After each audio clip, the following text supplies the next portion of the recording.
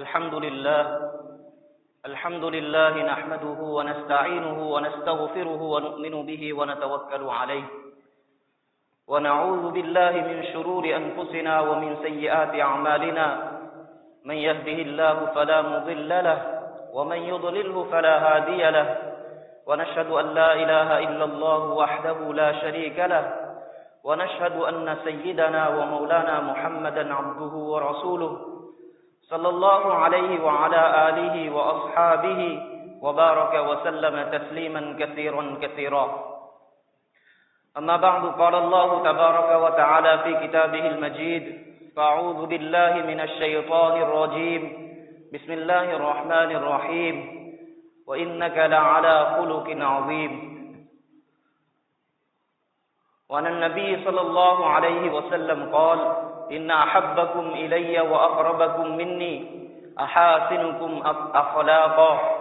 وإن أبعدكم إلي وأبغضكم مني مساوئكم أخلاقا أو كما قال عليه الصلاة والسلام. محترم بزرگوں اور دوستوں اور عزیز بھائیوں، اللہ تبارک و تعالی نے قرآن کریم میں، اسی طرح نبی کریم صلی اللہ علیہ وسلم نے احادیث مبارکہ میں جہاں بجا جگہ جگہ پر ایمان اور اعمال کے بعد اخلاق کی تلقین، ترغیب، تاکید اور فضائل بیان فرمائے ہیں.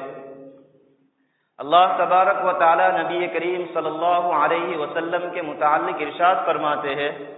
وَإِنَّكَ لَعَلَى خُلُقٍ عَظِيمٍ،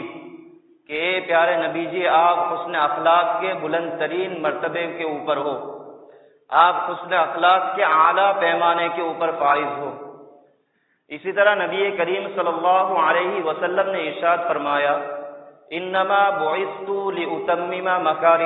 مکارم الاخلاق، کہ مجھے بھیجا ہی اس لیے گیا ہے کہ اچھے اخلاق کو پائے تکمیل تک پہنچاؤں، یعنی لوگوں کو اچھے اخلاق سکھلا دوں. اسی طرح احادیث مبارکہ میں حسن اخلاق کے متعلق بہت سارے فضائل وارد ہوئے ہیں. ترمذی شریف کی روایت ہے کہ آپ صلی اللہ علیہ وسلم نے ارشاد فرمایا کہ قیامت کے دن میزان عمل میں سب سے زیادہ وزنی اور بھاری چیز اچھے اخلاق ہے. اسی طرح فرمایا کہ انسان اچھے اخلاق کی وجہ سے قائم اللیل اور صائم النہار کے درجے کو پہنچ جاتا ہے، یعنی ایک شخص دن بھر روزہ رکھتا ہے اور رات کو جاگ کر اللہ کی عبادت کرتا ہے، نفل نماز پڑھتا ہے، اور دوسرا شخص ہے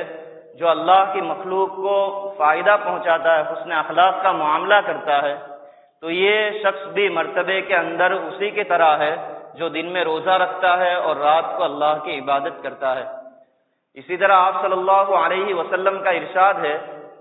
کہ ان احبکم الی واقربکم منی احاسنکم اخلاقا، کہ مجھے سب سے زیادہ پسندیدہ اور مجھ سے سب سے زیادہ نزدیک تم میں سے وہ شخص ہے جو اچھے اخلاق والا ہو. اور ساتھ میں فرمایا: وَإِنَّ أَبْعَدَكُمْ إِلَيَّ وَأَبْغَضَكُمْ مِنِّي مَسَاوِئُكُمْ أَخْلَاقًا، کہ مجھے سب سے زیادہ ناپسند اور مجھ سے سب سے زیادہ دور تم میں سے وہ شخص ہے جو برے اخلاق والا ہو. اسی طرح آپ صلی اللہ علیہ وسلم سے صحابہ نے سوال کیا کہ اللہ کے رسول، وہ کون سے اعمال ہے جس کی وجہ سے لوگ جنت میں کثرت سے داخل ہوں گے؟ تو آپ صلی اللہ علیہ وسلم نے ارشاد فرمایا: اچھے اخلاق، تقوی اللہ و حسن الخلق، کہ اللہ کا ڈر اور اچھے اخلاق. اسی طرح ساتھ میں پوچھا وہ کون سے اعمال ہے جس کی وجہ سے لوگ جہنم میں زیادہ داخل ہوں گے؟ تو اللہ کے رسول نے ارشاد فرمایا: زبان اور شرمگاہ کی بے احتیاطی، یعنی زبان اور شرمگاہ یہ دو ایسے عضو ہے جس کو لوگ غلط استعمال کریں گے تو ان دو اعضاؤں کی بنا پر لوگ کثرت سے جہنم میں داخل ہوں گے. یہ تو اچھے اخلاق کے فضائل ہے جس کو آپ صلی اللہ علیہ وسلم نے ارشاد فرمایا، جس سے معلوم ہوتا ہے کہ اللہ کے یہاں مقرب عمل حسن اخلاق ہے. سب سے زیادہ وزنی چیز نام اعمال میں حسن اخلاق ہے. وہ عمل جس سے ہم آپ صلی اللہ علیہ وسلم کا قرب حاصل کر سکتے ہیں وہ حسن اخلاق ہے. لیکن حسن اخلاق کی حقیقت اور تعریف کیا ہے؟ تو علماء نے اس کے متعلق فرمایا ہے کہ حسن اخلاق حسن مصطفیٰ کا یعنی اعمال مصطفیٰ کا افعال مصطفیٰ کا نام ہے، اخلاق مصطفیٰ کا نام ہے، یعنی آپ صلی اللہ علیہ وسلم نے جس طرح زندگی گزاری اسی طرح زندگی گزارنے کا نام حسن اخلاق ہے۔ اسی طرح یہ بھی فرمایا گیا کہ اللہ تبارک و تعالیٰ نے اور اللہ کے رسول نے جن بھلائیوں کے کرنے کا حکم دیا اور جن برائیوں سے منع فرمایا اس پر عمل کرنا حسن اخلاق ہے۔ اسی بنا پر حضرت عبداللہ ابن مبارک رحمۃ اللہ علیہ نے کتاب اور سنت کی روشنی میں حسن اخلاق کی تعریف کے اندر 3 چیزوں کو بیان کیا ہے، جس کو امام ترمذی رحمۃ اللہ علیہ نے اپنی کتاب میں نقل کیا ہے۔ وہ فرماتے ہیں بسط الوجہ، بذل المعروف اور کف الاذی، یہ حسن اخلاق کی تعریف ہے۔ سب سے پہلی چیز فرمائی بسط الوجہ، کشادہ روئی، خندہ پیشانی، یعنی جب بھی ہم کسی سے ملاقات کریں ملے تو مسکرا کر ملے، ہمارے چہرے کے اوپر ایک ہلکی سی مسکراہٹ ہو، ملتے وقت ہم چہرے کو ناراضگی والا یا غصے والا نہ بنائے، یہ پہلی صفت ہے۔ شمائل کے اندر آپ صلی اللہ علیہ وسلم کے جو صفات نقل کیے گئے ہیں اس میں سے آپ کی ایک صفت یہ بھی تھی کہ آپ صلی اللہ علیہ وسلم جب کسی سے ملاقات کرتے ملتے تو آپ مسکرا کر ملا کرتے تھے۔ حضرت جریر ابن عبداللہ البجلی رضی اللہ تعالی عنہ خود ارشاد فرماتے ہیں کہ ایمان لانے کے بعد میں جب بھی آپ صلی اللہ علیہ وسلم کی بارگاہ میں حاضر ہوا تو آپ صلی اللہ علیہ وسلم مجھے دیکھ کر مسکرائے۔ اسی طرح آپ صلی اللہ علیہ وسلم نے خود بسط الوجہ کو صدقہ قرار دیا ہے۔ ترمذی شریف کی روایت ہے کہ رسول اللہ صلی اللہ علیہ وسلم نے ارشاد فرمایا تبسمک فی وجہ اخیک لک صدقہ، کہ تیرا اپنے بھائی کے سامنے مسکرا کر ملنا، مسکرا دینا، یہ بھی صدقہ ہے، یعنی صرف مال خرچ کر دینا یہ صدقہ نہیں، بلکہ ہم اپنے مسلمان بھائی سے مسکرا کر ملے تو اللہ تبارک و تعالیٰ اس پر بھی صدقے کا اجر و ثواب عطا فرماتے ہیں۔ اس لیے کہ انسان جب کسی سے ملتا ہے اور سامنے والا رنج اور غم کے اندر مبتلا ہو، فکر و حزن کے اندر مبتلا ہو، تو ملنے والا اگر مسکرا کر ملے تو یہ ملنے ہی سے اس کے بہت سے دکھ درد اور رنج و غم دور ہو جایا کرتے ہیں۔ اگر کوئی کسی بڑے سے ملتا ہے اور سامنے والا مسکرائے نہیں بلکہ غضبناک ہو تو اور زیادہ وہ غم اور رنج کے اندر مبتلا ہو جایا کرتا ہے۔ تو پہلی صفت جو بیان فرمائی وہ بسط الوجہ ہے۔ دوسری صفت عبداللہ ابن مبارک رحمۃ اللہ علیہ نے فرمائی وہ ہے بذل المعروف۔ بذل کے معنی آتے ہیں خرچ کرنا، صرف کرنا، اور معروف کے معنی آتے ہیں بھلائی، خیر خواہی۔ اللہ تبارک و تعالیٰ نے ہمیں جو بھی نعمت دی ہے، کیونکہ اللہ تبارک و تعالیٰ نے ہر بندے کے اندر کوئی نہ کوئی صلاحیت رکھی ہی ہے،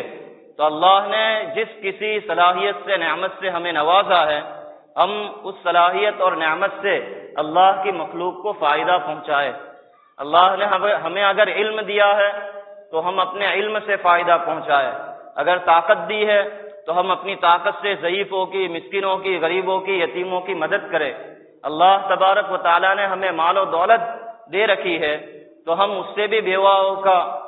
یتیموں کا، غریبوں کا خرچہ برداشت کرے، ان کو فائدہ پہنچائے، کیونکہ اللہ تبارک و تعالیٰ کو اپنی مخلوق کے ساتھ بھلائی اور خیر خواہی کرنا بہت ہی زیادہ پسند ہے۔ بخاری شریف کی روایت ہے،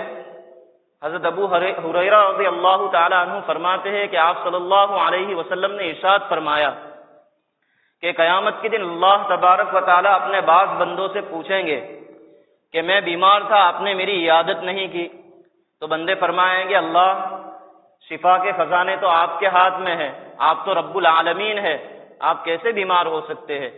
تو اس وقت اللہ تبارک و تعالیٰ فرمائیں گے کہ میرا فلاں بندہ بیمار تھا اور تمہیں معلوم تھا، اگر تم اس کی عیادت کرتے، اس کے پاس جاتے تو مجھے وہاں پاتے، یعنی میرے قرب کو، میری خوشنودگی کو، میری رضا کو اور میری جنت کو وہاں پاتے۔ اسی طرح اللہ تبارک و تعالیٰ بعض بندوں سے پوچھیں گے میں بھوکا تھا، تم نے مجھے کھانا نہیں کھلایا، تو بندے کہیں گے اللہ، رزق کے تمام خزانے تو آپ کے پاس ہے، آپ تو رب العالمین ہیں، آپ کو کیسے بھوک لگ سکتی ہے؟ تو اللہ تبارک و تعالیٰ فرمائیں گے فلاں بندہ بھوکا تھا، تجھے معلوم تھا اگر تو اس کو کھانا کھلاتا تو مجھے وہاں پاتا۔ اسی طرح بعض بندوں سے پوچھیں گے کہ میں پیاسا تھا، تم نے مجھے پانی نہیں پلایا، تو بندے اس وقت بھی یہی کہیں گے آپ تو رب العالمین ہے، پانی کے تمام خزانے آپ کے پاس ہے، آپ کیسے پیاسے ہو سکتے ہیں؟ تو اللہ تبارک و تعالیٰ اس وقت بھی ارشاد فرمائیں گے کہ میرا فلاں بندہ پیاسا تھا، تمہیں معلوم تھا، اگر تم اس کو پانی پلاتے تو مجھے وہاں پاتے، یعنی میری خوشنودگی کو، میری رضا کو، میری جنت کو، میرے قرب کو وہاں پاتے۔ تو دوسروں کو فائدہ پہنچانا، اپنی بھلائی کو لوگوں پر صرف کرنا، یہ اللہ تبارک و تعالیٰ کو بہت زیادہ پسند ہے اور اس کو پھیلانے کی بہت زیادہ ضرورت ہے۔ احادیث میں آتا ہے کہ ایک یہودی آپ صلی اللہ علیہ وسلم کا مہمان ہوا اور رات کا کھانا کھا کر آپ صلی اللہ علیہ وسلم کے بستر ہی پر اس نے استنجا کر دیا، اور وہ صبح ہونے سے پہلے یعنی صبح جلدی اٹھ کر وہ بھاگ گیا، اور جاتے جاتے وہ تلوار بھول گیا، مگر جب صبح چڑھے وہ واپس اپنی تلوار لینے آیا تو وہ دیکھ رہا ہے کہ آپ صلی اللہ علیہ وسلم بذات خود اپنے دست مبارک سے اس بستر کو یعنی اس پاخانے والے بستر کو صاف کر رہے، دھو رہے ہیں۔ یہ دیکھ کر وہ بہت زیادہ متاثر ہوا آپ صلی اللہ علیہ وسلم کے اخلاق سے، اور اسی وقت وہ ایمان لے آیا۔ اسی طرح حضرت مفتی فاروق صاحب میرٹھی رحمۃ اللہ علیہ نے مواعظ فاروق میں یہ واقعہ نقل کیا ہے کہ ایک ڈاکٹر صاحب تھے، وہ بس سے سفر کر کے کہیں جا رہے تھے، تو انہوں نے دیکھا کہ ایک عورت ہے، اچھے خاندان کی، پڑھی لکھی، غیر مسلم ہے معلوم ہوتی ہے، جو اچھے خاندان سے تعلق رکھتی ہے، اور اس کے پاس ایک چھوٹا سا بچہ بھی ہے، اور کنڈکٹر اس کے ساتھ بدسلوکی کر رہا ہے پیسے کے متعلق، یعنی اس کے پاس ٹکٹ کے پیسے نہیں تھے، وہ اپنا بستہ، اپنا پرس کہیں بھول گئی تھی، جس کی وجہ سے اس کے پاس اتنے روپے نہیں تھے کہ وہ ٹکٹ لے سکے۔ تو کنڈکٹر بارہا اسے کہہ رہا تھا کہ یہاں اتر جا، وہاں اتر جا۔ ڈاکٹر صاحب نے جب یہ معاملہ دیکھا کہ یہ طول پکڑتا جا رہا ہے، تو ڈاکٹر صاحب نے ٹکٹ کی قیمت معلوم کی اور خود وہ جو قیمت تھی، جو روپے تھے، ادا کر دیے۔ واقعہ ہو گیا، اور جہاں وہ عورت اتری وہیں ڈاکٹر صاحب کو بھی اترنا تھا۔ حضرت آگے فرماتے ہیں کہ ڈاکٹر صاحب نے دیکھا کہ وہ عورت تنے تنہا ہے، اور ایسی جگہ ہے جہاں سے بستی 2.5 کلومیٹر دور ہے۔ تو ڈاکٹر صاحب نے پوچھا کہ آپ یہاں سے اپنے گھر کس طرح جاؤں گی؟ تو کہا اب تو میں پیدل چلی جاؤں گی۔ تو ڈاکٹر صاحب نے دیکھا کہ بچہ بھی ساتھ میں لیے ہوئے ہے اور عورت ذات ہے، تنہا جانا مناسب نہیں، لہذا رکشہ کا خرچہ بھی انہوں نے دیا اور گھر تک پہنچایا۔ ڈاکٹر صاحب کی یہ اخلاق دیکھ کر وہ عورت بہت زیادہ متاثر ہوئی۔ وہ گاؤں کے بڑے کی بیوی تھی، وہ بھی زمیندار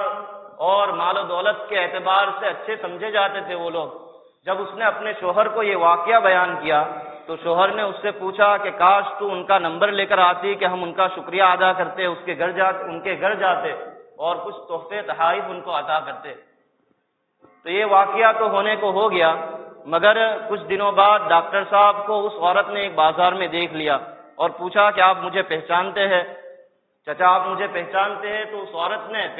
ڈاکٹر صاحب نے پہچاننے سے انکار کر دیا، تو کہا میں فلاں عورت ہوں جو فلاں بس میں آپ سے ملی تھی، میرا شوہر آپ سے ملنا چاہتا ہے تاکہ آپ کا شکریہ ادا کرے۔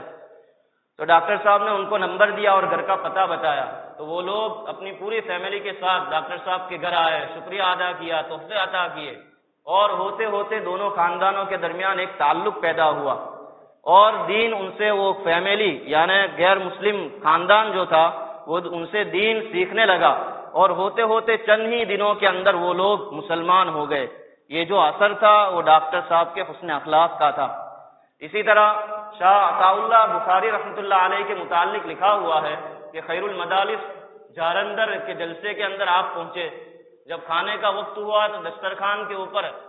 آپ بیٹھے تو دیکھا کہ ایک بنگی نوجوان سائڈ کے اوپر کھڑا رہ کر لوگوں کو کھاتا ہوا دیکھ رہا ہے۔ حضرت نے اس کو بلایا کہ آؤ ہمارے ساتھ کھانا تناول فرماؤ۔ بنگی نے کہہ دیا کہ میں تو بنگی ہوں۔ تو حضرت نے بہت ہی درد مندانہ الفاظ کے اندر کہا کہ تم انسان نہیں ہو، تمہیں بھوک نہیں لگتی؟ پھر حضرت بارہا اصرار کرنے کے بعد بھی وہ نہ آیا تو خود کھڑے ہوئے اور اس کے ہاتھ دھلائے اور اپنے ساتھ اس کو دسترخوان پر بٹھایا۔ وہ تھر تھر کانپ رہا تھا، تو حضرت نے خود شوربے کے اندر روٹی ڈبائی اور اس کے منہ کے اندر پہلا رکمہ رکھا اور اس کو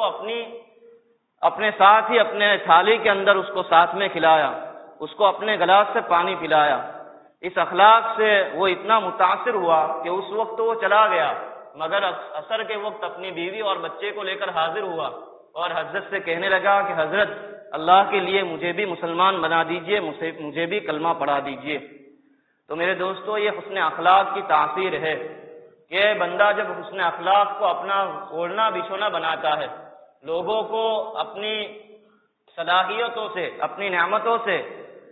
فائدہ پہنچاتا ہے، تو اللہ تبارک و تعالی اس کی وجہ سے بہت سے خاندانوں کو مسلمان کر دیا کرتے ہیں، بہت سے لوگوں کی زندگیاں تبدیل کیا کرتے ہیں۔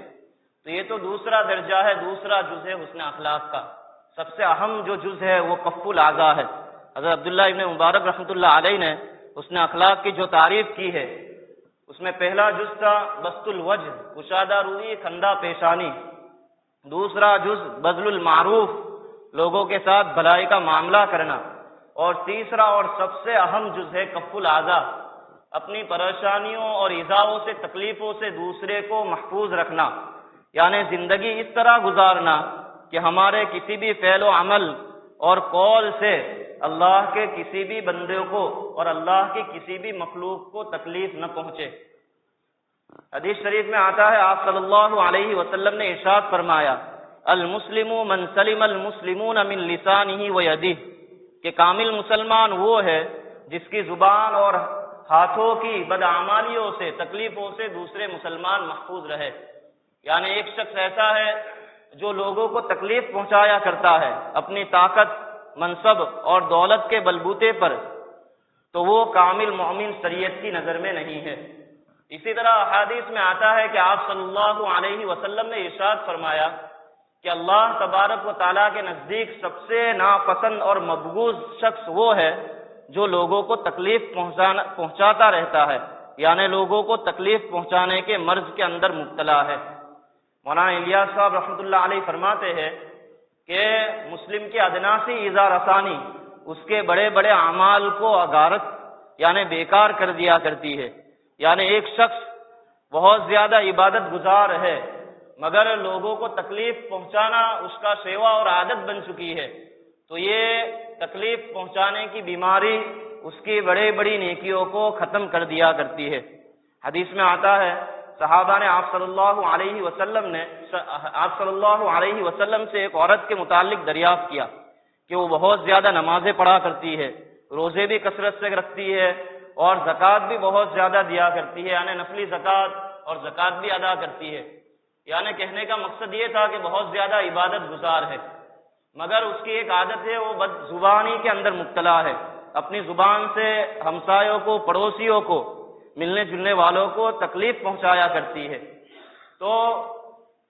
اس کا ٹھکانہ کیا ہے؟ تو آپ صلی اللہ علیہ وسلم نے ارشاد فرمایا، ہی فی النار، کہ وہ جہنمی ہے، اس کا ٹھکانہ جہنم ہے۔ اس سے پتہ چلا کہ بندہ کتنے ہی نیک اعمال کر لے، مگر وہ بد اخلاقی کے اندر دوسرے کو تکلیف پہنچانے میں مبتلا ہے، تو یہ تکلیف پہنچانا اس کو جہنم تک پہنچا دے گا۔ اسی طرح مسلم شریف کی اور ترمذی شریف کی روایت ہے کہ آپ صلی اللہ علیہ وسلم نے صحابہ سے دریافت کیا، پوچھا کہ مفلس کون ہے؟ تو آپ صحابہ نے ارشاد فرمایا کہ جس کے پاس روپے پیسے اور ساز و سامان نہ ہو وہ مفلس ہے۔ تو آپ صلی اللہ علیہ وسلم نے آگے فرمایا، میری امت کا مفلس وہ ہے، وہ بہت ساری نمازیں، روزے، زکوٰۃ اور دوسرے اعمال لے کر قیامت کے دن حاضر ہوگا، لیکن اس نے کسی کو گالی دی ہوگی، کسی پر تہمت لگائی ہوگی، کسی کا مال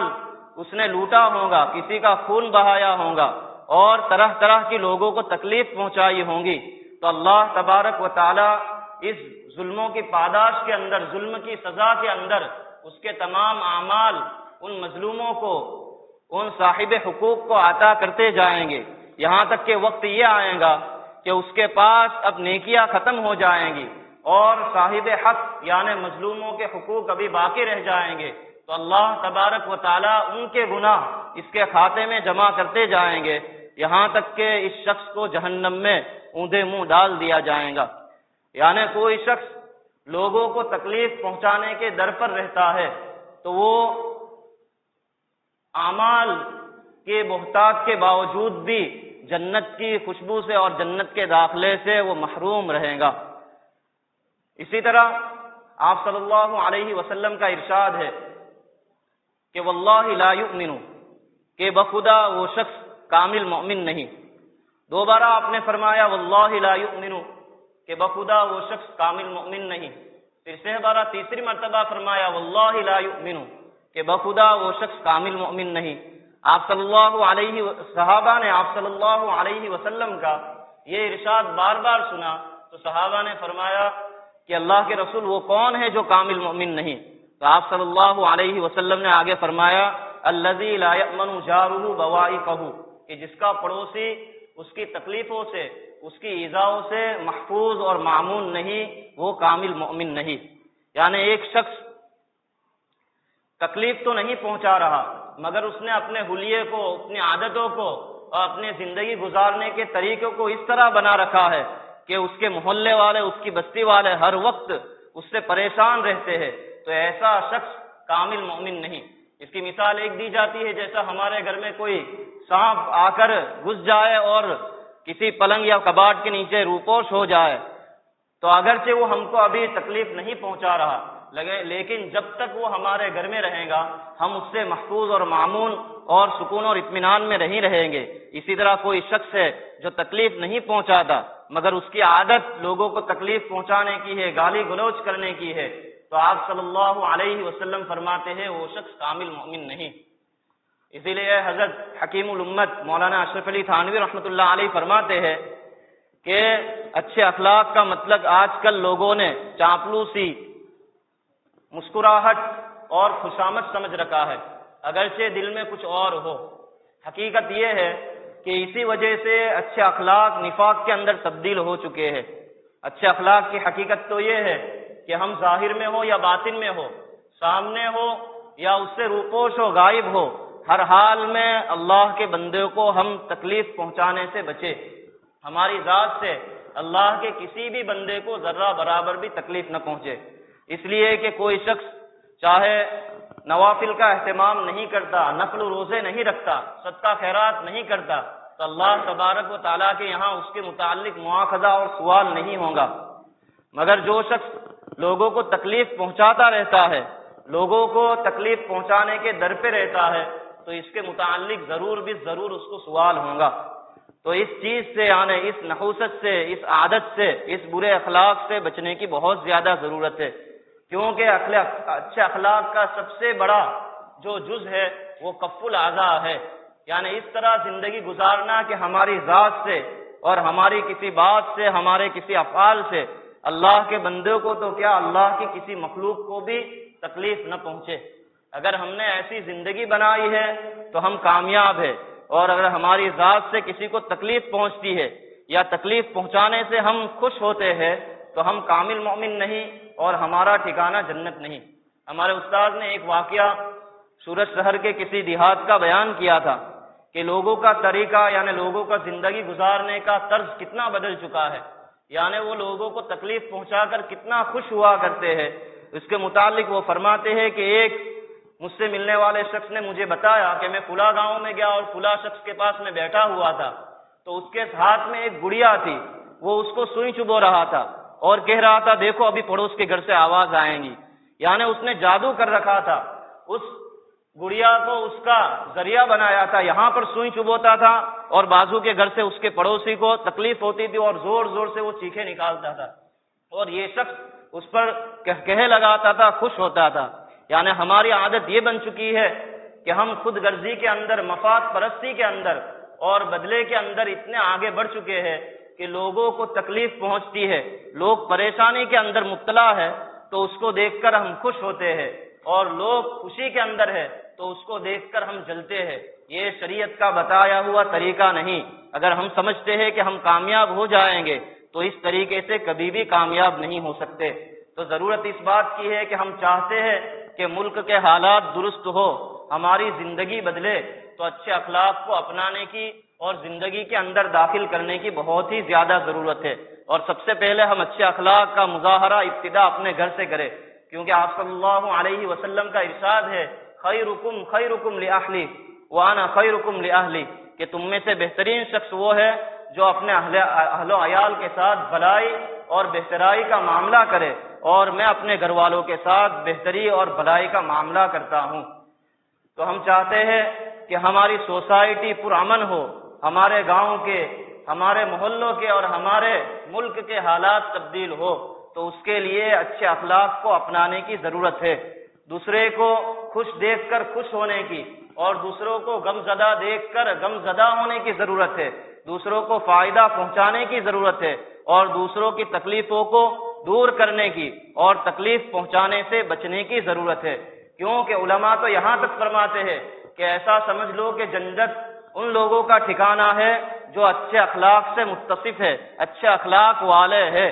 اور جو لوگ بد اخلاقیوں کے اندر مبتلا ہے ان کا ٹھکانہ جہنم ہے۔ کیونکہ آپ صلی اللہ علیہ وسلم کا ارشاد ہے کہ میزان عمل میں سب سے زیادہ وزنی اور بھاری چیز اچھے اخلاق ہے۔ اس کا مطلب یہ نہیں نماز روزے زکوٰۃ کا وزن نہیں، ان کا وزن ہم کو تسلیم ہے، وزن ہے، مگر ان سب سے زیادہ وزنی چیز اچھے اخلاق ہے۔ اچھے اخلاق کی وجہ سے بندہ